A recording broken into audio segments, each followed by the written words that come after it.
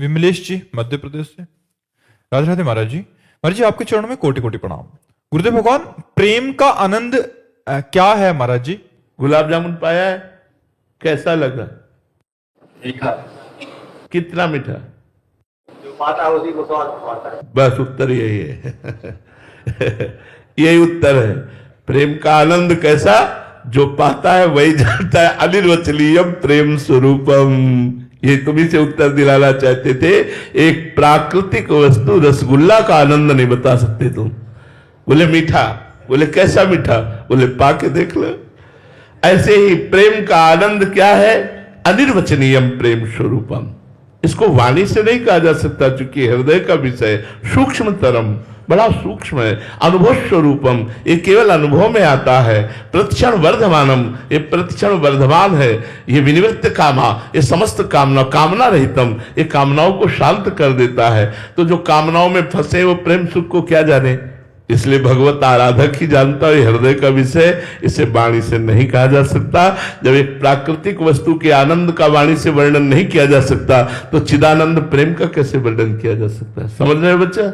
उसकी प्राप्ति का सूत्र। हाँ, प्रेम का यही बताने के लिए तो संत जन अपना जीवन धारण किए हुए हैं।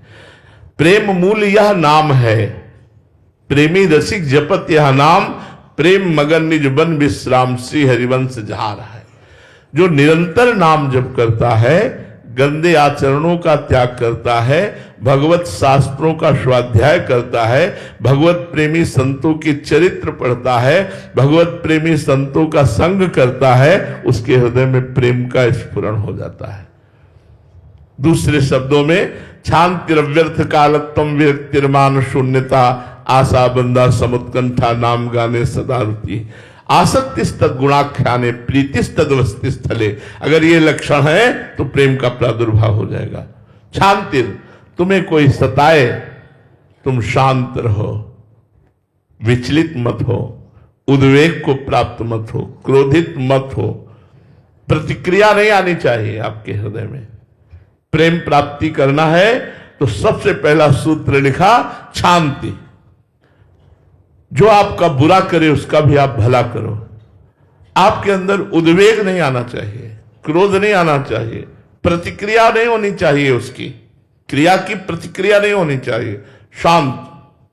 शांति, अव्यर्थ कालत्वम। दूसरा, एक भी मिनट तुम्हारा समय भगवान से बिलग नहीं जाना चाहिए, कबहू काल वृथा नहीं जाए। अव्यर्थ कालत्वम। अब अपने समय को देखिए, एक भी मिनट भगवान के चिंतन से हमारा चित्त अलग ना जाए। हम अपनी दिनचर्या ऐसी बनावें, ऐसे कार्य बनावें जिनमें हम भगवान का चिंतन करते हुए अपने कर्म को करें, चाहे वो व्यापार हो, नौकरी हो, किसानी हो, कोई भी कार्य हो। विरक्ति, अधर्म युक्त भोगों से वैराग्य धारण करना। समस्त भोगों से वैराग्य धारण करना ये निवृत्ति मार्ग है। लेकिन अधर्मयुक्त भोगों का त्याग कर धर्मयुक्त भोगों को भोगते हुए भगवान के मार्ग में चलना एक गृहस्थ मार्ग है। विरक्ति, मान शून्यता। किसी से भी मान चाहने की इच्छा ना हो। कोई मान दे भी तो बुरा लगना चाहिए। जैसे कोई हमें विष दे तो बुरा लगेगा ना।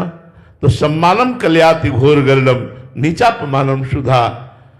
सम्मान को विष के समान समझे और नीच पुरुषों द्वारा किया हुआ अपमान अमृत के समान समझे।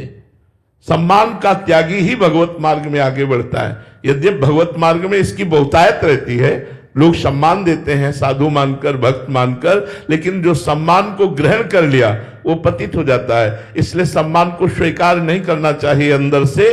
सबहि मान प्रद आप अमानी। सबको सम्मान प्रदान करे, स्वयं सम्मान रहित रहे। मान शून्यता, आशा बंधा। ये दृढ़ आशा हो जाए किसी जन्म में मुझे भगवान की प्राप्ति होगी। गुरु कृपा से, भगवान की कृपा से, संतों की कृपा से मेरा आखिरी जन्म है, इस जन्म में मुझे भगवान की प्राप्ति होगी, ऐसी आशा बंधा। समुत्कंठा, हर समय उत्साह बना रहे, नाम गाने सदा रुचि। भगवान के नाम और गुणगान करने में एक उत्साह बना रहे। मतलब ऐसा नशा चढ़ जाए कि लोग तुमसे बचने लगे, कि खड़े हो जाओगे तो भगवान चर्चा शुरू कर देगा ये। अगर इसके पास खड़े हो गए तो भगवत चर्चा शुरू कर देगा। ये लोग बचने लगे कि इसे बचो ले तो ये भगवत चर्चा शुरू कर देगा।